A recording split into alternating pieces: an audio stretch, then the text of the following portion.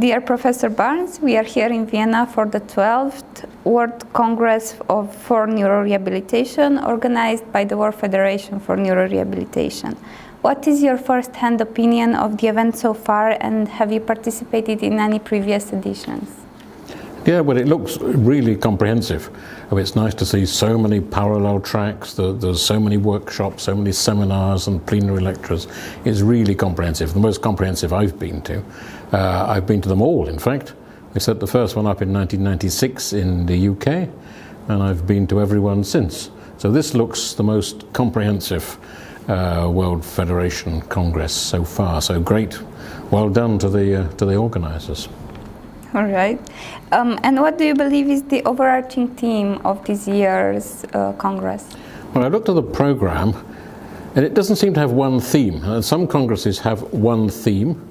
This doesn't, and I think that's actually good, because it's very comprehensive. It goes through all aspects of neurological rehabilitation, right across the spectrum. Multidisciplinary work, it's got emphasis on young neurorehabilitation, doctors and therapists.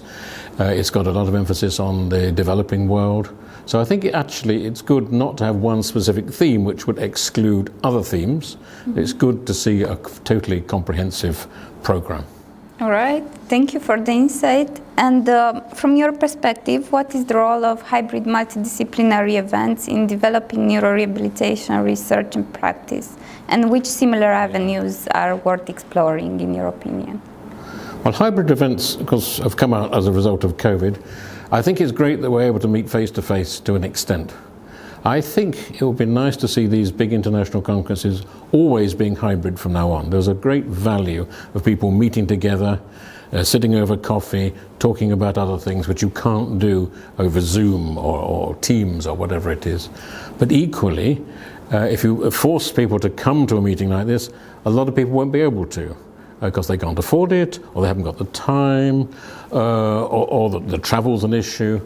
So I think there's a good role for hybrid conferences always from now onwards. Many people coming as possible face-to-face, but let's not exclude those who can't come to meetings like this. Let's involve those through a hybrid mechanism. So that's a great thing. I think it will stay. All right. Could you please describe the evidence base for phytocannabinoid treatments? Yes, well, now I've moved on to an extent from neurorehabilitation broadly. I used to do just brain injury and multiple sclerosis and botulinum toxin. I am now really just involved in cannabis development, medical cannabis, for neurorehabilitation and neurological conditions.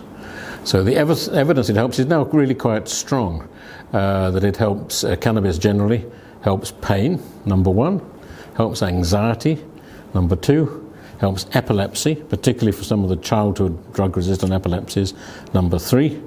And there's a lot of other conditions for which it does seem to help, but for which the evidence is not quite as robust as for pain and anxiety and epilepsy and some other neurological conditions like spasticity.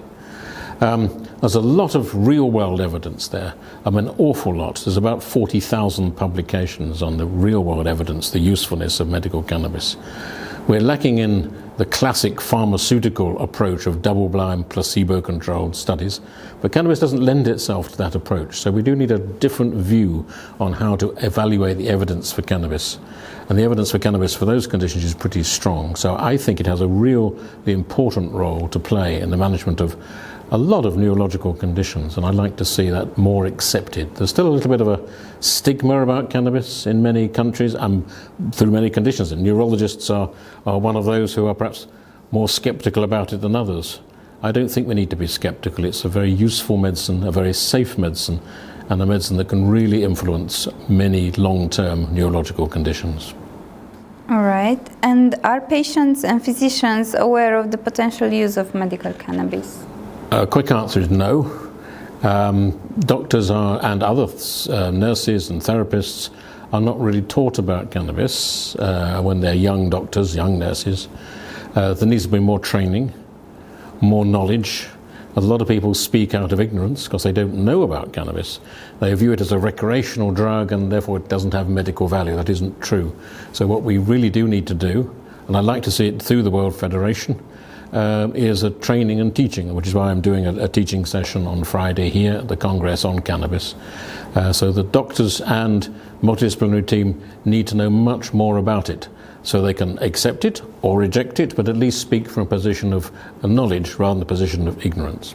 All right. And on the same theme, do you think that clinical guidelines for medical cannabis are needed? Very much so.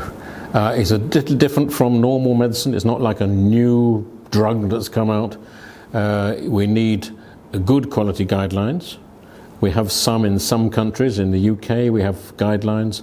I'd love to see the World Federation produce global guidelines, sensible, balanced guidelines that tell doctors what the evidence is and what the evidence isn't. You know, we're not pushing cannabis as a cure-all medicine for everything, but it does have a place, and I think the World Federation should produce guidelines that tell doctors, therapists, nurses what that place is. So I'd love to see international, global guidelines. All right. Thank you very much for the insight, and thank you for the interview. Thank you for asking me.